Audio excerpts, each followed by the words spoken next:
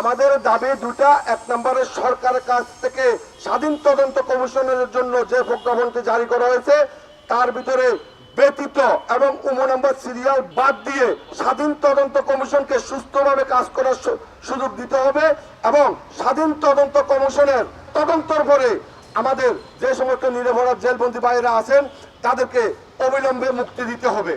ইতিমধ্যে আপনারা বিভিন্ন সেনা অফিসারের শহীদ পরিবারের টকশোগুলোতে দেখতে পাচ্ছেন যে এই ঘটনা বিডিআরে ঘটায়নি, এই ঘটনা ঘটিয়েছে তৎকালীন সরকার শেখ হাসিনা এবং শেখ হাসিনার কিছু নেতা এবং কর্মী এবং দালালেরা।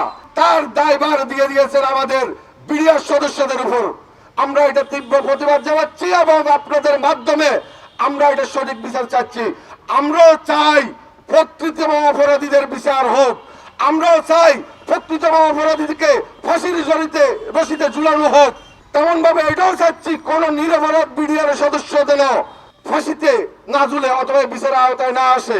স্বাধীন তদন্ত কমিশনকে সঠিকভাবে কাজ করার সুযোগ দিতে হবে। স্বাধীন তদন্ত কমিশনের সম্পূর্ণ রিপোর্টের পরে যেন আমাদের নিরপরাধ জেলবন্দীদেরকে মুক্তি দেওয়া হয় এবং আমরা সারা বাংলাদেশে 18,519 জন সদস্য বিশেষ আদালত সিওর summary court, DG summary court, sector commander summary কোর্টে আমরা চাকরিচ্যুত হয়েছি।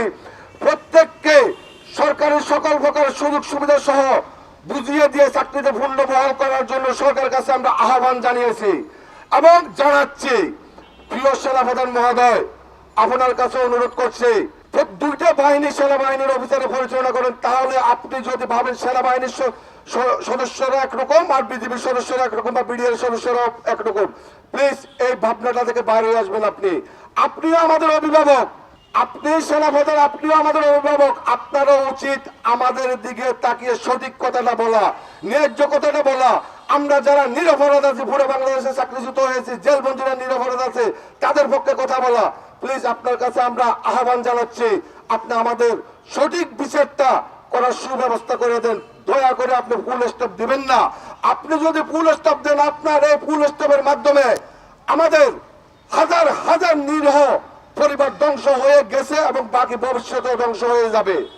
আগামীকালকে আমরা নামতেছি আন্দোলনে কেন্দ্রীয় শহীদ মিনারে। সুশৃঙ্খল ভাবে আমরা অবস্থান কর্মসূচি গ্রহণ করব। একটা কারণ নামতেছি আমরা, আমাদের সাথে গত মাসে আমাদের স্বরাষ্ট্র উপদেষ্টা মহোদয় আমাদেরকে একটা সাক্ষাতের ব্যবস্থা করে দিয়েছিলেন। আমাদের 11 ফেব্রুয়ারি আন্দোলনের পরে উনি বলেছেন যে মিটিং এর ভিতরে এটাই বলেছেন, ঠিক আছে আপনাদেরকে আগামী 15 তারিখে আবার ডাকবো, আপনাদেরকে রেজাল্ট দেবো। কিন্তু উনি আমাদেরকে কোনো প্রকার রেজাল্ট দেন নাই, ডাকেন নাই। পরক্ষণে আমরা ফোন করছি, ফোনের মাধ্যমে উনি জানান যে আমি অসুস্থ। উনি যদি অসুস্থ হয়ে থাকে বিভিন্ন ইফতার পার্টি বা বিভিন্ন প্রোগ্রামে কিভাবে যান? আগামীকাল আমরা এর ধারাবাহিকতায় আমরা কেন্দ্রীয় শহীদ মিনারে একটা শান্তিপূর্ণ অবস্থান কর্মসূচি ঘোষণা দিচ্ছি এবং আপনারা সকল শ্রেণীর নাগরিক, বাংলাদেশের সকল শ্রেণীর নাগরিক আমাদের আন্দোলনে এসে আমাদেরকে সহযোগিতা করবেন এবং আপনাদের সহযোগিতা আমরা একান্ত কামনা করছি এবং আপনাদের একাত্মতা আমরা আশা করছি। আপনারা সকলে আমাদের অভিভাবক, আপনারা সকলে অভিভাবক। আমাদের যখন কোনো অভিভাবক নাই, আপনারা আমাদের অভিভাবক, আপনারা আমাদের পক্ষে কথা বলবেন, আপনারা আমাদের দাবি আদায় করে দিবেন। 1 নম্বর সিরিয়াল হচ্ছে যে 1 নম্বর দাবি হচ্ছে আমাদের ডিজি সামারি কোর্ট, সিওর সামারি কোর্ট, বিশেষ আদালতে আমরা যারা চাকরিচ্যুত হয়েছি প্রত্যেককে সরকারের সকল প্রকার সুযোগ সুবিধা সহ চাকরিতে পূর্ণ বহাল করতে হবে। এটা হচ্ছে আমাদের 1 নম্বর দাবি, যে প্রত্যেককে সকল প্রকার সুযোগ সুবিধা দিয়ে চাকরিতে পূর্ণ বহাল করতে হবে। 2 নম্বর দাবিটা হয়েছে আমাদের যে সমস্ত জেলবন্দী ভাইরা এখনো কারাগারে বন্দী আছেন, জামিন পাওয়ার পরেও তারা মুক্তি পাচ্ছেন না এবং ফাঁসি এবং যাবজ্জীবন, তার ভিতরে অনেক নিরপরাধ সদস্য আছেন। আমরা স্বাধীন তদন্ত কমিশনের রিপোর্টের পরে আমরা আমাদের সকল নিরপরাধ জেল ভাইদের আমরা মুক্তি চাচ্ছি। এই 2টা দাবিতে আমরা আগামীকাল আন্দোলনে নামতেছি এবং আপনাদের সকলের সহযোগিতা কামনা করছি।